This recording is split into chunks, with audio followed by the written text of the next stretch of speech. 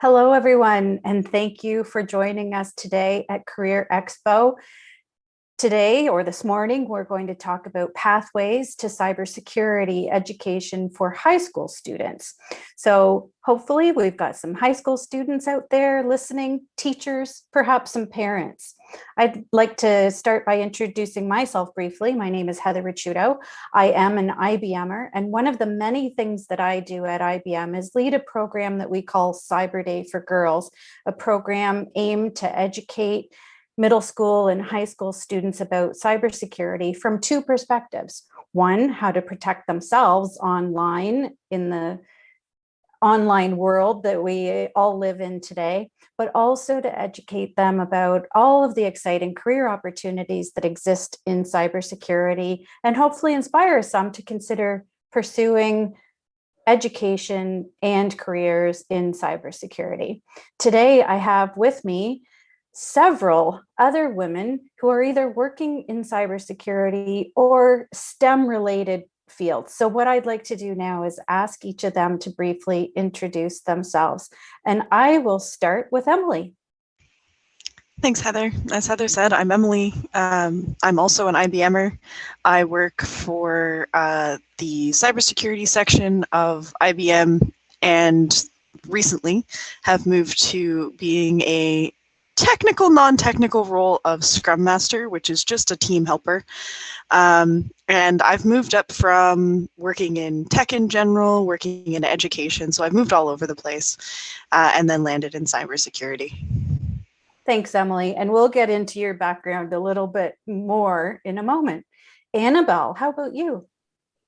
Hello, everyone. My name is Annabelle. I am an IT security specialist with IBM Canada.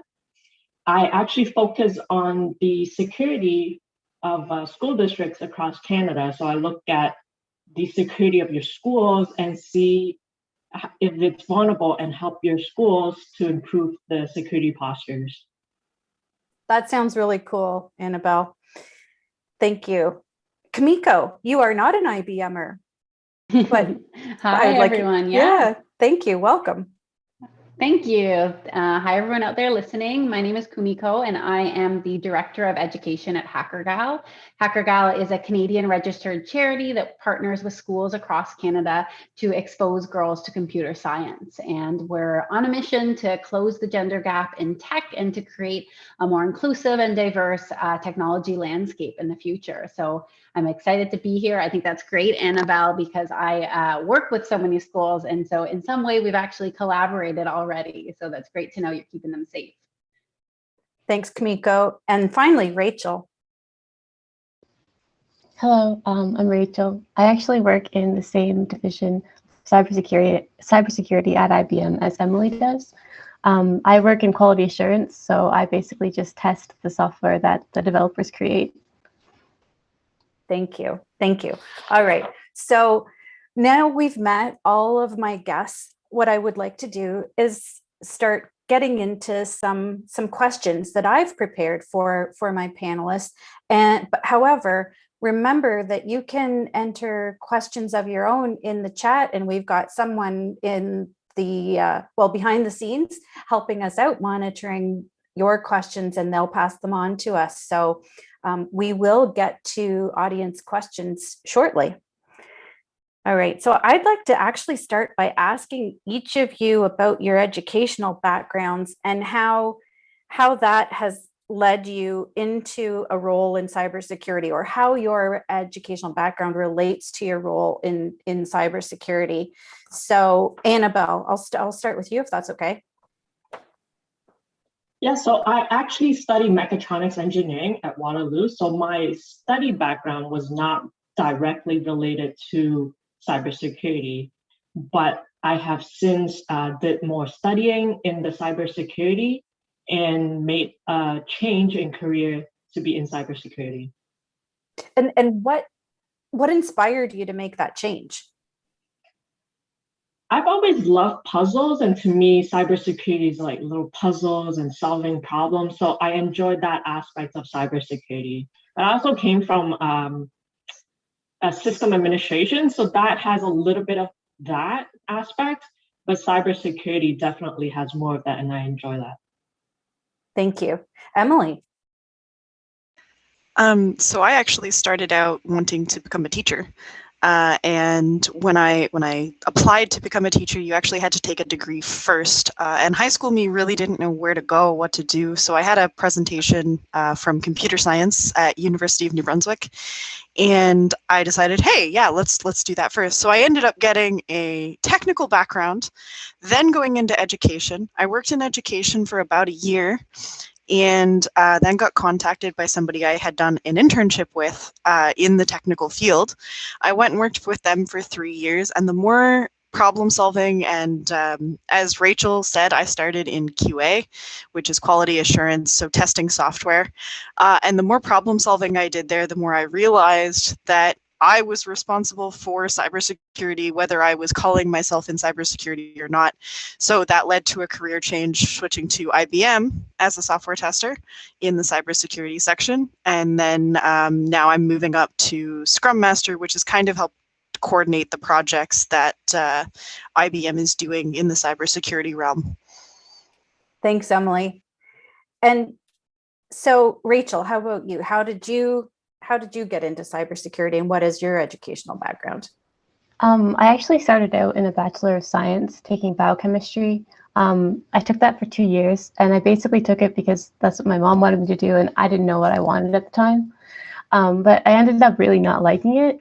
So I sort of had a passion for, it sounds cliche, but I had a passion for video games and like modding them. And I just loved how you could modify the games through code. And that got me interested in coding. And so I decided to switch my degree to computer science. And I finished there and eventually worked at IBM. Excellent. And somehow found your way to IBM Security. Yeah. And we're glad you did. And then Kumiko, of course, you don't work directly in cybersecurity, but what you do at Hackergal is related to, because cybersecurity obviously is a part of STEM. And I just love what you're doing to inspire young girls to pursue STEM studies. And you and I met recently because of our mutual involvement with Canhack, which we'll get into in a little bit. But right now, can you just tell us a little bit about your background in education, and then how that led you to Hackergal? Yeah, for sure. Thanks for asking. So yeah, I have a background in education. I was a classroom teacher for 7 years, both in Ontario and abroad in different cities in Asia.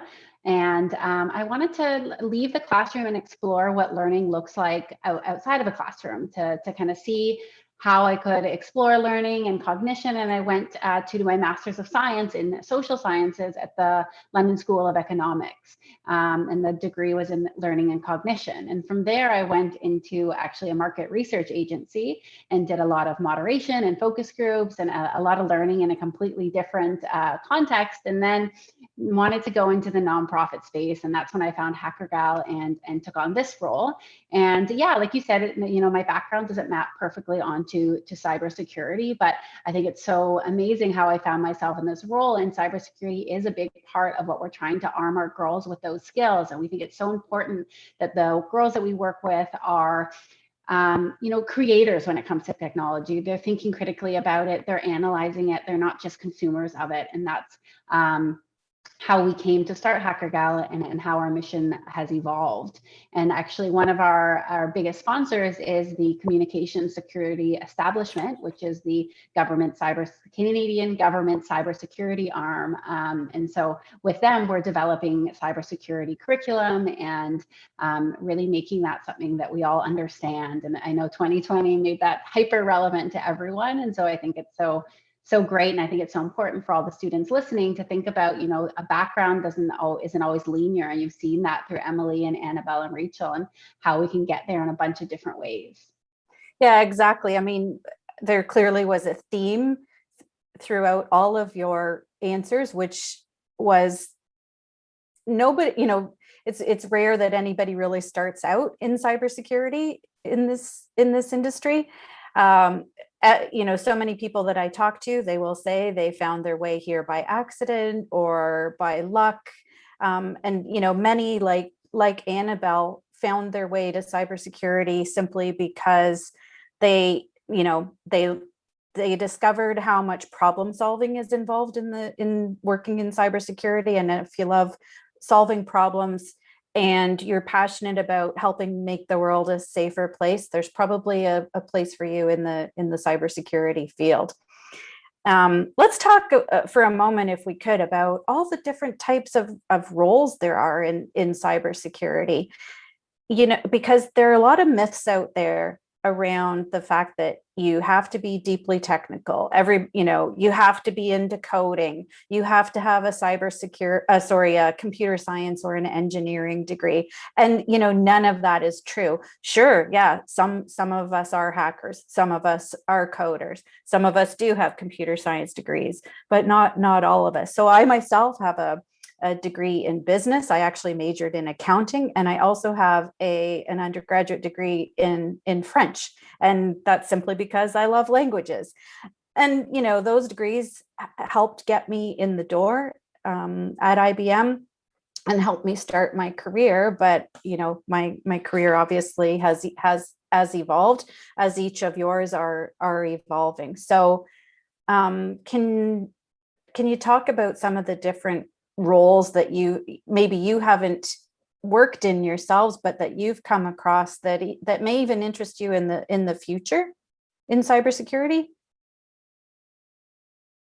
Emily, you recently changed a little bit, from, like you said, from QA to a Scrum lead. What's that mean to you? So, having started out in the education field, it was kind of like an open learning. Literally anything that I got clients to learn, I did a lot of consulting with other companies. And, you learn a little bit of this and you learn a little bit of that. And all of that comes into being a tester, but also comes into my Scrum Master role. I've dabbled in product owner. So as you move through, I always like to call it a gradient, right? So you have technical roles at the very base of cybersecurity. You need those coders, you need the designers and those kind of people to build the software. But then you move, maybe a little less technical and 50-50 into testing, right? So they write some code for automated tests, but you also have to think about how a client's going to use it, right? So have that client mindset. Then you move into Scrum Master, which is a little less technical, but it's like coordination and organization. So I think your business degree, for example, Heather, would be great in this. Then you move into release management. So people that are interacting with customers and saying, hey, we're going to coordinate with you to release this product, right? We've got to get it out there to the world somehow. And then you go, into different branches of that where we need people to go on site and talk to customers to see what they want. And we need people that are willing to travel all over the place and figure out what the infrastructure is like in different places. So there's always that gradient of technical helping cybersecurity out. And there are so many positions, like French, right? Like you're going to have to go places where people don't speak English and people, have different cultures and things. So all of those are super valuable to getting that end product out. Thanks, Emily. Thanks. So we actually have a question I see from the audience. Do you think that you need a technical background to be successful in cybersecurity? And so I'm actually going to take the liberty of answering that question, because when I introduced myself, what I didn't tell the audience is that my quote unquote day job is that I am academic and talent outreach program manager for IBM Security. So I work with with academia a lot. I talk to students a lot, and I'll tell you that one of the messages I deliver on a regular basis is that you do not necessarily need a technical background to start out in cybersecurity. We have many people in this field who come to us with backgrounds in education, as you heard, in business, in journalism, in psychology, in law, you name it. And all of those, no matter where you start out and what your educational background is or your work experience is, you can always pull on skills that you have and translate them into work in cybersecurity. And even if you don't have any technical background, if you're willing to learn If you're curious and you're willing to continuously learn new things, we can teach you the technical stuff as long as you have the passion and the interest. So anybody on the panel want to add to that, to my comments about whether you need a technical background to be successful in cybersecurity, or just in tech in general? Nope, my panelists are quiet. I was going to say I can add to that a little bit. I just don't want to be the only one talking. You mentioned legal. I don't think, and maybe Rachel can speak to this a little bit, I don't think there's anything we do that doesn't get sent to legal to check, because I'm not an expert in laws. I'm sure Rachel's not an expert in laws. And when we put something out there, we need to make sure it's entirely compliant in our country's laws and in other countries' laws as well. So thank you, lawyers out there, and all of those people that are not coders, but are definitely technical in their own way. Thanks, Emily. So we actually have another question, which is, are you looking at gamified scenarios to teach kids more about cybersecurity? So before we really answer that directly, I think this is kind of a good way into talking about competitions and educational platforms like Canhack and Cyber Titan. So Kumiko, could you tell our audience a little bit about what Canhack is and how a competition or educational platform like Canhack can help kids learn more about cybersecurity? Yeah, definitely. So Canhack is a cybersecurity competition for high school students, and it is takes you through different game features of digital challenges so that you can better understand cybersecurity. And it's actually global, but me and Heather partner with the Canadian initiative through Ryerson University. And there's many different, you mentioned Cyber Titans, there's also Cyber Defense Challenge, and there's many different cyber competitions out there. And I think they're so important because yes, you learn about cybersecurity, but you also learn about yourself and what interests you within those competitions. So what is the part of that competition that you really enjoy? Is it the collaboration? Is it the leadership skills? Is it the decoding and the problem solving? And so you can get to know what kind of role you might want within that industry, because as Emily mentioned, there's so many different ways in. So I think it's selfishly a chance to explore your own interests as much as it is a chance to grow your subject knowledge and expertise. So treat it that way, take it as something that you can learn about yourself.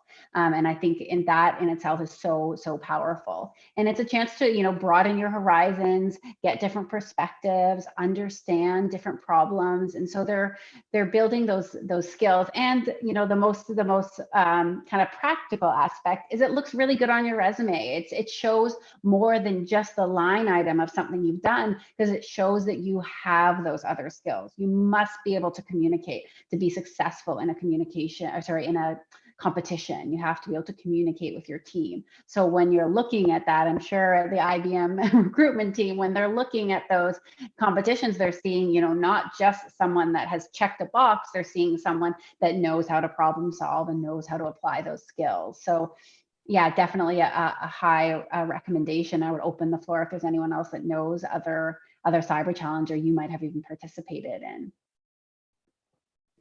Actually, that's a good question. Have any of you participated in cybersecurity challenges like capture the flag competitions, for example? And if you didn't, maybe you didn't have the opportunity to do such things when you were in high school, do you wish you did? I can answer that. So when I was in high school, there was nothing like that. When I never heard of cybersecurity until a few years ago. That's why I never really considered cybersecurity until recently. But to help me make that career change, and these resources are absolutely available for high school students as well. As Heather mentioned, there are capture the flags competition. So there are some beginner competition that would be great for high school students. As part of the competition, they also teach you some skills as well. So if you're not familiar with programming, for example, there'll be some easier challenge to help you step by step to get into programming. Linux as well, that's another skills. So they'll ask you a simpler question to, get you start thinking like, oh, well, what do I need to do for this task? And then you might need to Google, oh, that's how I do a task. So there's a lot of those gamified, easier competition. There's also other platform as well. For example, there's a platform called Try Hack Me, where they will also lessons and gamifying the cybersecurity, where they help you to learn the skills. So Rachel, do you have anything to add? Because I know you mentioned gamification. What do you do to, learn new skills or keep up your skills? So I don't have a specific gamified version, but there's a website called HackerRank. Some of you might have heard of it, but it's basically they give you a set of problems and you have to solve them using the programming language of your choice. So it does require a little more programming knowledge than you'd expect, but it's a great way to learn new languages and sort of brush up on your skills if you've fallen out of practice, things like that. Thank you. And we do have another question, and that is whether all of our programs are in English or if they are in other languages. So I can speak for Cyber Day for Girls. Our programming has been translated into some other languages because Cyber Day for Girls, although it started out in North America, has spread to 11 other countries, including Costa Rica and Argentina and Spain, just to name a few. So definitely our programming has been translated into a few different languages. What about the Hackergal?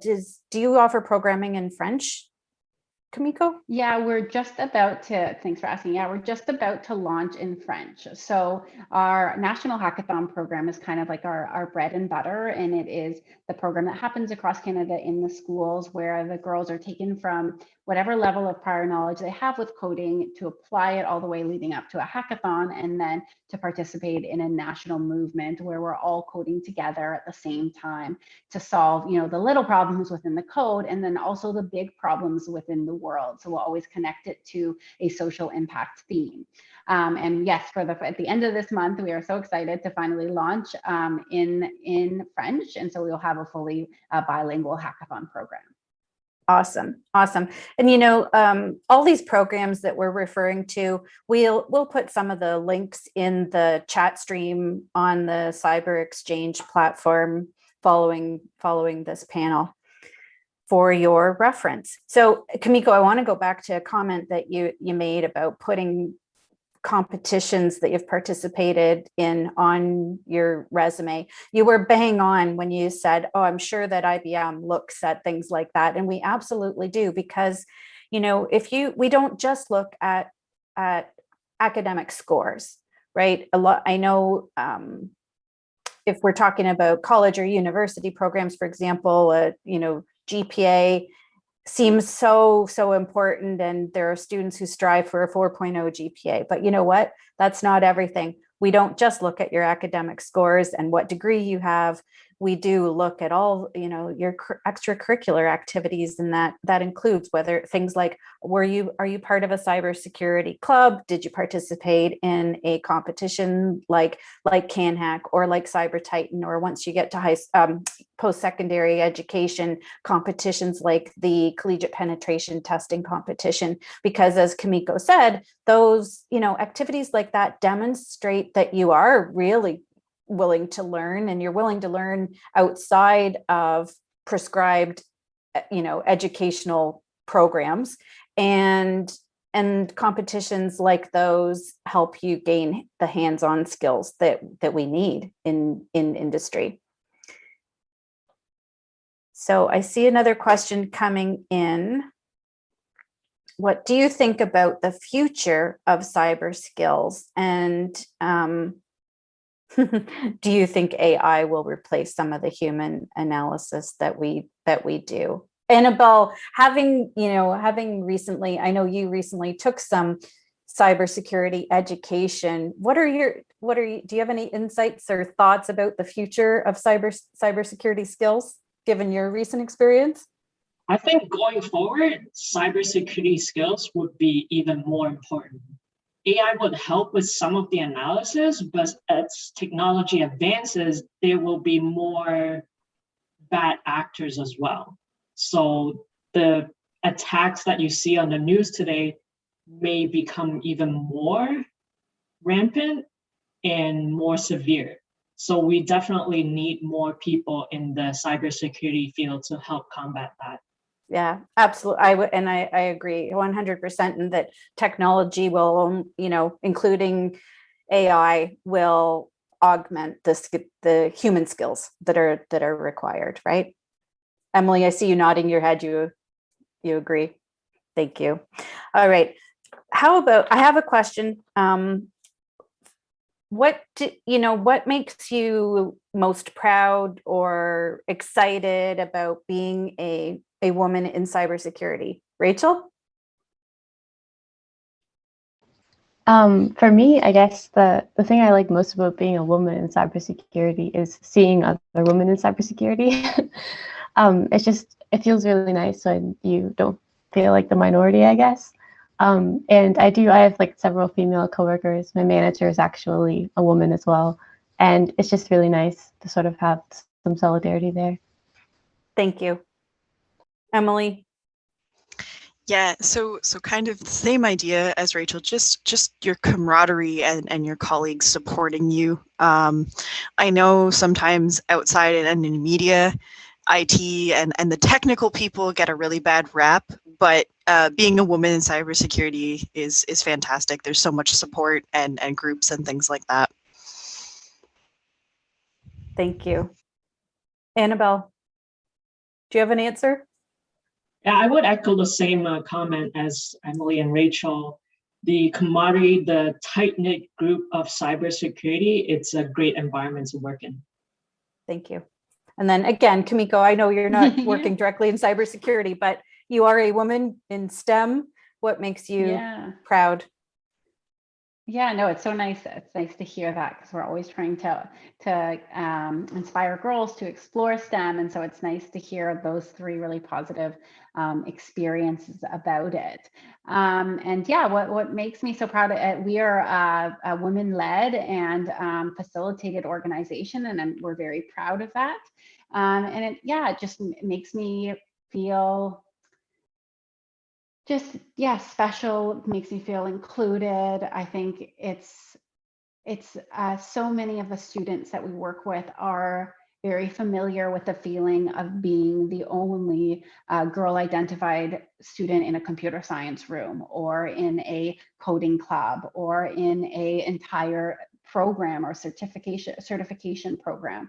So I think it makes me proud to work in an organization like that, and makes me proud to hear what you have all done, all the three of you have done, because that's where we're hoping to bring more and more girls into the positions that you're in. And so it shows that there is a brighter future ahead, and you won't always be the only ones in the room.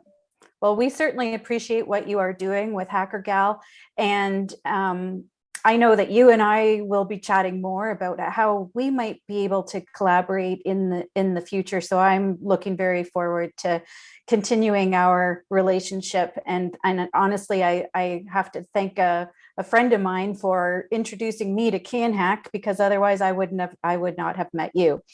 I want to actually talk about Canhack again for a moment, because I would like you to talk a little bit, if you would, Kumiko, about the opportunity for all girls teams to participate in Canhack.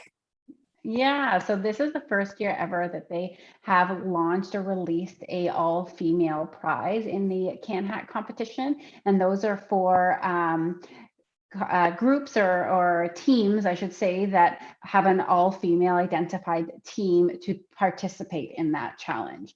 And so it's never been done before. It's a really exciting opportunity. I'm scared I'm going to say the prize number wrong. I believe it is 2,000. So I might have to quickly Google while someone else is talking, but it is a really juicy prize, and it's exciting. So we had an event last week, and one of the presenting students was named Orion, and she had participated in Canhack in the past 2 years, in 2018 and 2019, and she was the only girl on her team. And it's stories of the girls like Orion that were kind of the the catalyst, I guess, for this opportunity. And so we're so excited and encourage any students listening or any girls that would like to do that challenge to talk to your friends and see if it's something for you. You can Google Canhack and you'll find it, or Canhack DMZ, and you can look at what it will take to build that team and what you could accomplish together. And I think it would be so awesome. And to Heather's point, of a great thing to have on your resume if you were the first team, all-female team in Canada to win that prize.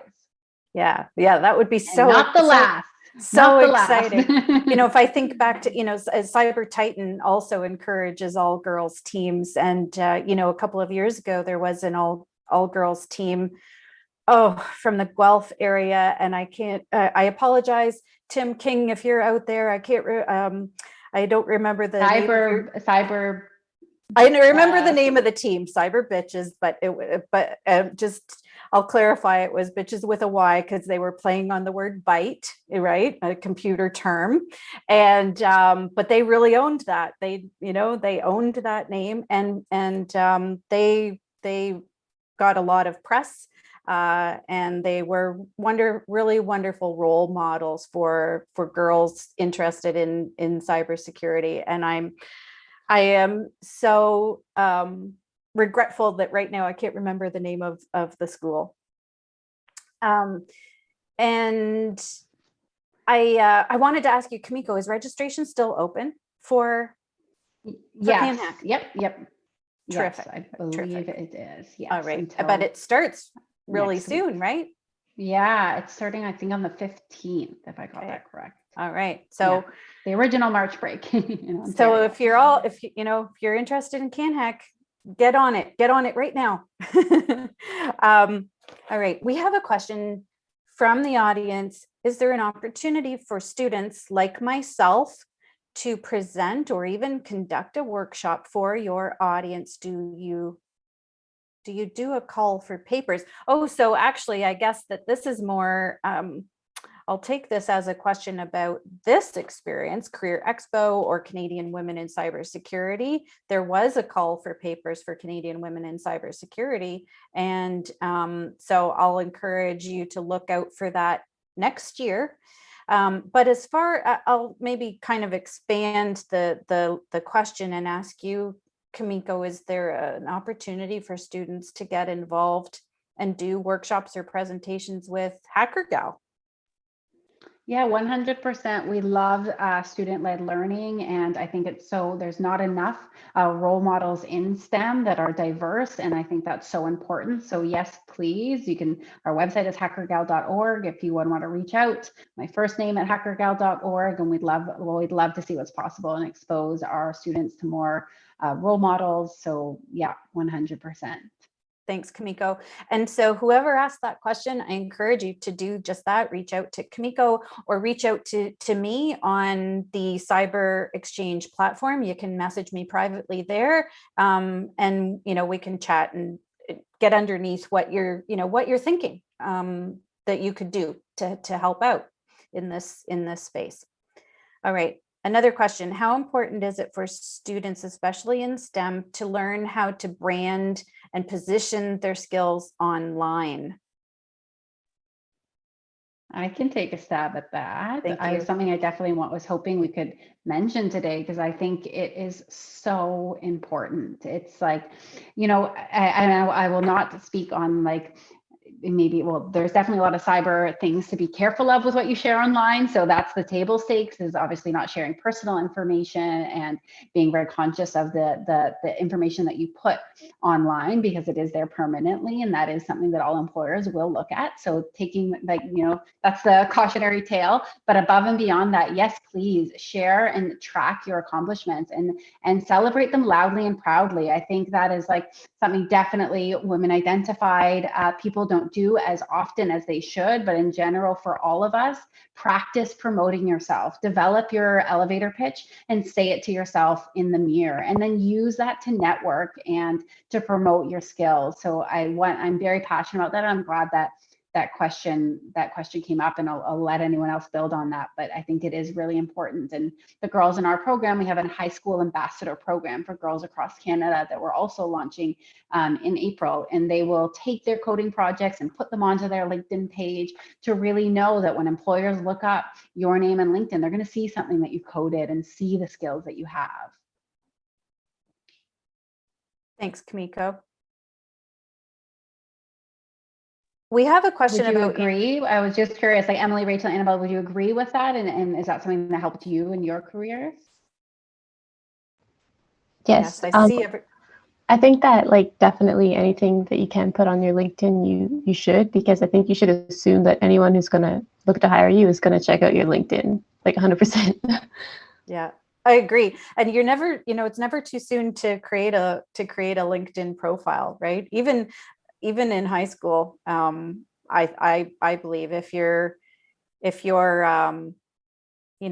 looking for even for a part-time job, and especially if you've got things that you are proud of and you want to share, if you're in a leadership position of any sort, maybe you're leading a sports club, or you're leading student council, or you've participated in competitions and you've got badges to share. Speaking of badges, Canhack is going to have a digital badge for the first time this year. So that's something we're all quite excited about, and participants will be able to tout that, as an accomplishment. Emily, do you share things like that on, badges and whatnot on social media? I don't often, actually, but it's just because I grew up in the 90s where, online presence was you make a fake name and you post, right, everybody was kind of scared, and it just kind of, snowballed from there. But one of the things I would like to say in this era of COVID, a lot of companies are having these virtual meet and greets, and if you're interested in a company and they've got this open house, go do the physical networking. I'd always tell you to go get yourself out there and bump elbows with people, but please don't, in the era of COVID, please go to these virtual events instead.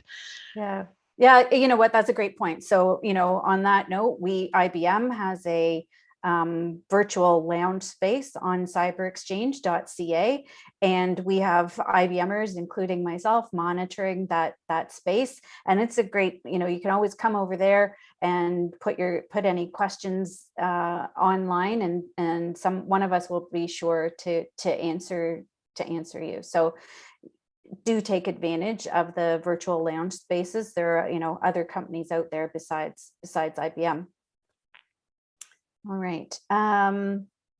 We have a question about any recommendations for changing careers, from a non-technical background such as psychology or accounting into cybersecurity, and what certifications to take. And I will answer that question by saying that this afternoon at 3 p.m. Eastern, we have another panel, which Annabelle will be participating in again. And that one is for career changers. So we will be talking at length about that very topic this afternoon. So I hope that whoever asked that question can come back and join us for that conversation. I'm going to pose a question now that I actually didn't prep my panelists with, but I was thinking about it a little earlier this morning. What about parents?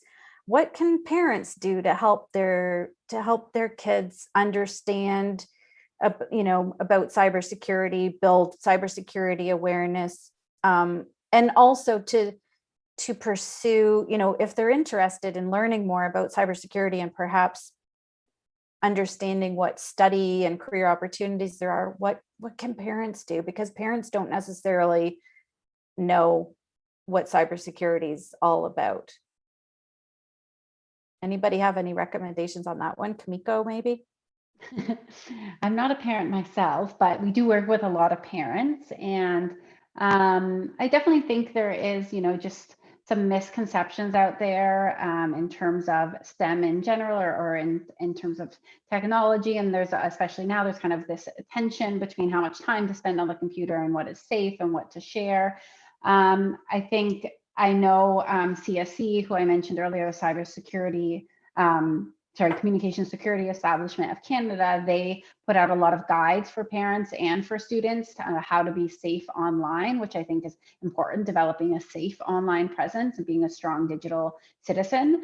What was I going to say? Oh, I was going to say that also, like, sometimes I think it's important for parents to know how fruitful this career path can be. I Googled a little bit before this, and I saw the average salary in Canada for a cybersecurity professional is $97,000. And it's not just playing on the computer, it's something that can be a very successful career path.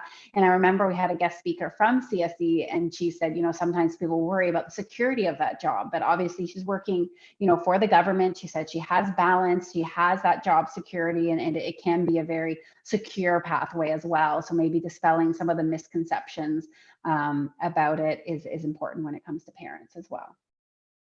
Thanks. So tell your parents that. If you're listening, tell your parents you can make lots of money doing it, and it's a very fruitful career path. Yeah, and and I would, for any students, frankly, anybody of any age thinking about getting into cybersecurity, if you've got people in your life telling you that you can't do it, or it's not for you, or it's too hard, don't listen to them. Just don't listen to them, and find people who will be supportive and get in your corner. I hear so many stories from people of all ages about having been told that cybersecurity wasn't for them, or tech wasn't for them, but thankfully they didn't listen to those people, or if they did initially, they somehow found their way back to their original passion of cybersecurity, or just tech in general. So that's my advice. Don't let anybody tell you can't do what you want to do. Oh, I wanted to come back to Rachel. Rachel, did you worked as an intern, if I recall correctly, initially for IBM, or a co-op, correct? Before you joined us full time? So the co-op program at UMB, the university I graduated from, basically they partner with companies all over the city and in other cities to send students to work for those companies.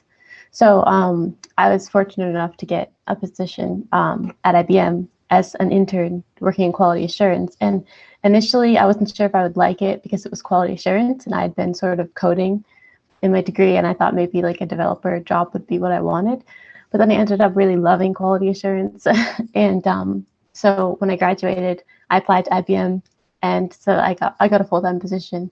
But it's just, not only is it a great opportunity to like work for a company and learn, but it's also a place that you can build experience for your resume, and you also get to network with real people in your field.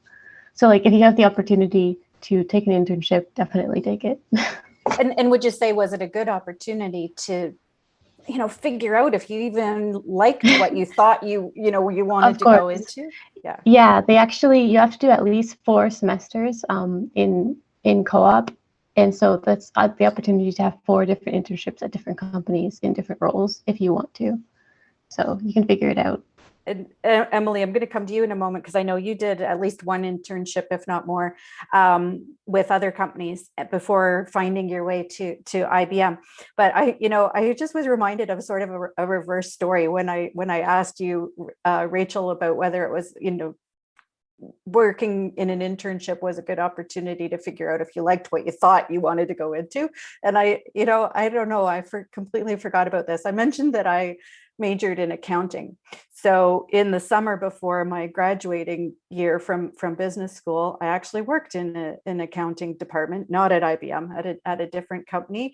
And I was just reminded of the fact that I think it was that job that made me realize I didn't want to be an accountant, because for me it was too boring. I had, and no offense to any accountants who may be out there listening, but I had majored in accounting because I was good at math. Frankly, I got good grades in accounting in high school, and I liked math, and I thought that was what I wanted to do. But what I ended up just realizing about myself is that I love problem solving more. And so and leadership. I love being in, having the opportunity to be in a leadership position and inspire others. And so that's how I ended up, I guess, at IBM and doing all of the wonderful roles that I have had at IBM. And I'm so glad that I found my way here, because I'm sure I would have been bored to tears being an accountant. Like I said, no, I know some people love it, but it just wouldn't have been for me. So, Emily. So like Rachel, I also went to UNB and I completed 6 co-op terms before I graduated. So I actually worked all over the country and for many different companies. But you had said before, Heather, sometimes you come back. I actually had the opportunity as a co-op student to work for Q1 Labs, which has been acquired by IBM, which is the division I work in. And I turned them down to go work for BlackBerry at the time, just because it was a better fit for me at the time, and things worked out. But it's funny how things come full circle sometimes.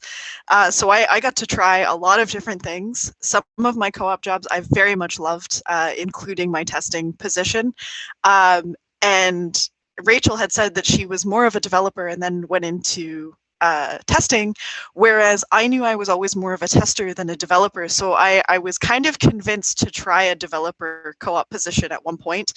And I did the work well. I enjoyed my coworkers, but a developer is not for me entirely. My coordinator came at the end of the semester and was like, how did you enjoy it? And I'm like, you know what, I'm never doing this again.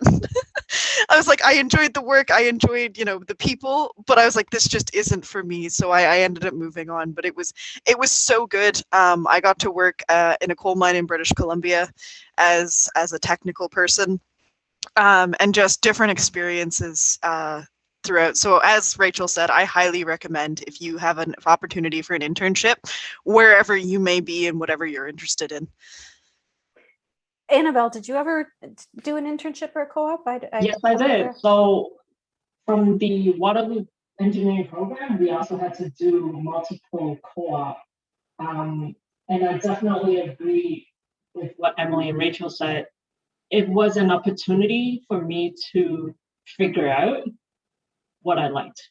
My first few co-op jobs were more engineering, completely engineering, and I didn't really like it, even though I graduated from engineering.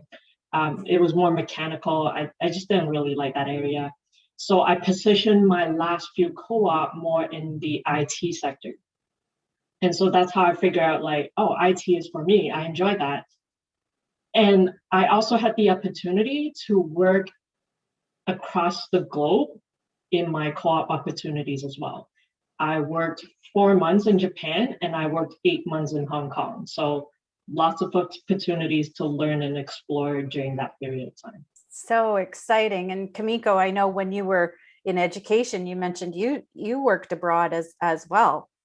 I realize it's not, that wasn't in cybersecurity, but still the experience. Talk about the experience of being able to definitely to just the experience of trying new things for sure is so important. And yeah, that's amazing. Annabelle, I was also in Hong Kong as well. And I've traveled to Japan, but I didn't work in Japan. So yeah, the experience of testing your skill set in different contexts and different environments, of being exposed to different culture. Again, that also is something that says a lot about who you are and what you've adapted to. So it's really relevant to your career path. In my case, obviously not in the cybersecurity career path, but also, when I came back into education in the industry, to show that I had lived in those places and understood what it was to pick up your life and live somewhere entirely new. It makes you a more empathetic person. And so definitely, if you have the opportunity when things are safe to do it again, lean into that 100%. Yeah. And, and I'll say, for anybody out there, if in the future you end up working for a large multinational company like IBM, having experienced other cultures really is a great asset, because you'll have the opportunity to work with people all over the world. I work with people, especially given today's technology, you know, here today, you can see all of us, thanks to the technology that we have at our disposal. We work with people all over the world using the same sort of technology. So we no longer have to travel to those, you know, I don't have to travel to India, for example, to work with my colleagues in India. I can, you know, we can use a web conferencing tool to see each other every day. And it's so amazing. I saw another question in here about support for teachers. How do you support teachers in the K-12 space with incorporating cybersecurity into their teaching? Do you get into that at all with Hackergal? Supporting teachers? So we partner with another CanCode organization. CanCode is a government, federal government fund that sponsors nonprofit organizations that work with underrepresented youth to improve their digital skills. And ICTC stands for Information and Communications Technology Council, and that is another nonprofit organization, and we partner with them to bring cybersecurity or cyber safety webinars into classrooms, and they have lots of cyber safety modules as well, online courses that I know some of the teachers we work with on Canhack also integrate that into their curriculum. So yes, 100% reach out if that's something that you're interested in, and definitely Google ICTC. They're a great organization. A lot of teachers are in that organization. So, you know, you'll be working with people that are very aware of the expectations in the curriculum as a teacher. And yeah, does IBM do anything related to teacher education or in schools as well? So what I'll take the opportunity to promote here is something that we call Open PTech. So IBM actually started the first PTech school in Brooklyn, New York. And PTech is a 6-year program where students have the opportunity to not only earn a high school diploma, but at the same time earn a 2-year degree. And some students have actually done it done the 2 in 4 years. So they're accelerating their schooling. But what IBM did, and by the way, we are not the only company that sponsors PTech schools around the world now. There are many companies that have adopted this model, and PTech is not only in the US anymore. It too has expanded to other countries. But about a year or so ago, what we did was put some PTech lesson modules out online on a platform called Open PTech. And in fact, if you go, I think that I put something about Open PTech in our IBM security lounge the other day. I will go double check and make sure that I did put it out there. But if you just Google Open PTech, you'll find all of our free resources that, by the way, are not just centered around cybersecurity, but other topics like data science and artificial intelligence. So I encourage teachers out there to go check out Open PTech, and students, by the way, as well.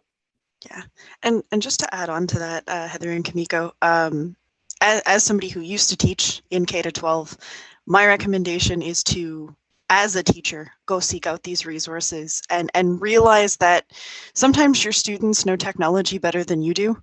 I definitely had students that could run circles around me in certain tech areas. So just be aware of how much they're online. Like, you know, not many people think of a kindergartner as being online, but many of them are these days. Just realize how technologically savvy your students are. And prepare them for things. You know, look at any middle school catastrophe where a student has got into cyberbullying or something. Just prepare them for that inevitable.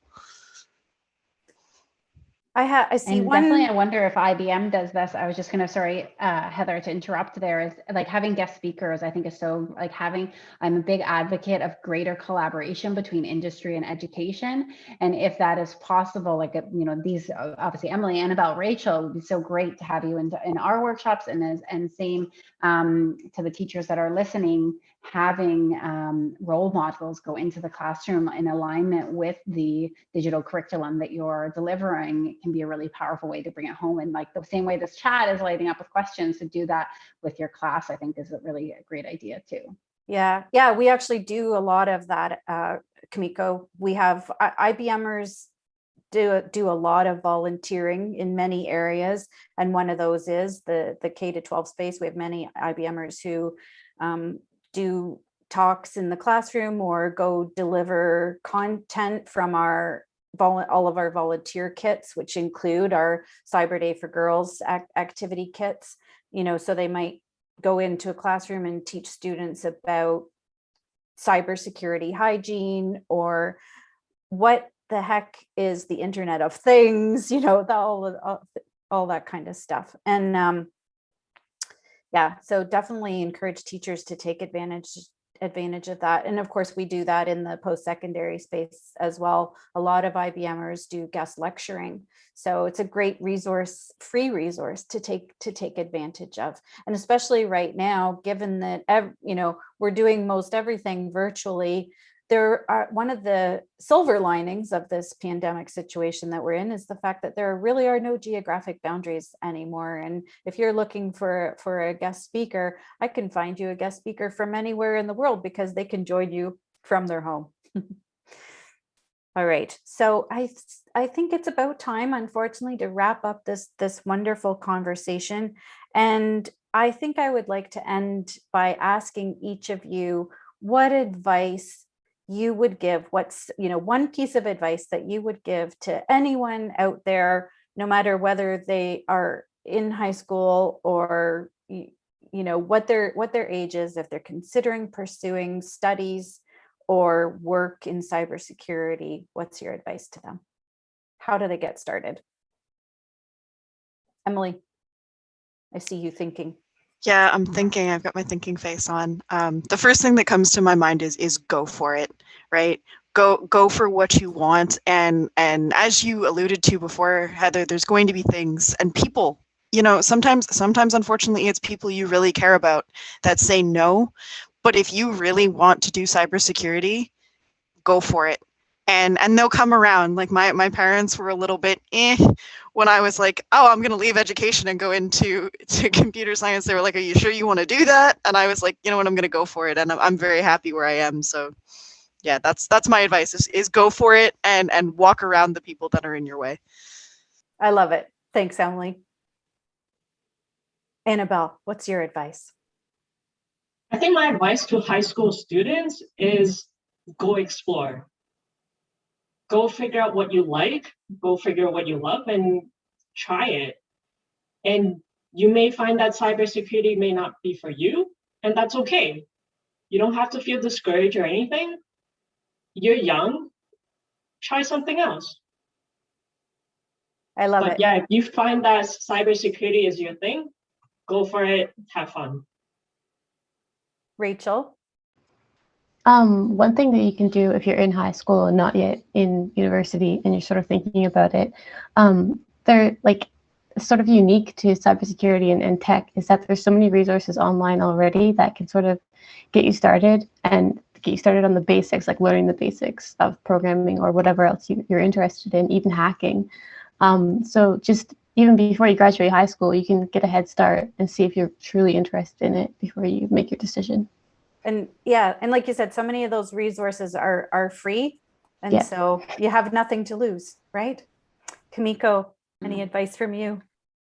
Yeah, I just wanted to say that cybersecurity is not in its own bubble. What's so cool and what we learned from both Annabelle and Rachel is like cybersecurity, you could be keeping schools safe. It could be about hospitals. It's actually relevant to every single industry, healthcare, education, there's tech startups purely about cybersecurity. And so thinking about where you might want to apply that skills can help to make that such a meaningful career. So thinking about what other passions you have and how you can keep that space a safe space. And that's essentially what you're doing. You're out there creating safe spaces for people. And I think that's really important. And the last stat that I wanted to share that I read before is that the number of cybersecurity jobs is growing by 7% every year in Canada. And that's massive. And so there's just so many opportunities out there. And that's because it trickles into every sector. So think about how you might want to do something interdisciplinary when it comes to cyber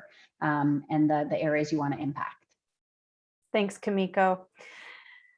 I want to thank all of my panelists. I hope that our listeners learned something today from everyone. And I think that we heard a theme throughout this, and that is that you don't have to have started out in cybersecurity to end up working in cybersecurity. As Kumiko said, cybersecurity trickles into every sector, every discipline, and you can combine cybersecurity with other passions. And my last comment to our listeners, particularly those who are in high school, or if there's anybody younger listening, you don't have to have it all figured out right now. This is the time to try things and figure out what you like. And by the way, what you don't like. It's just as important to figure out what you don't like. So explore, as Annabelle suggested, try new things and you'll figure it out. You'll figure it out. I sometimes joke that I'm still trying to figure out what I want to do when I grow up, because I love learning new things. And so that's a big part of this industry, a passion for learning. If you have that, you'll go far. Thank you, everyone. Thank you. Thank you so much, Heather. It was a pleasure. So nice to meet you, Emily, Annabelle, and Rachel.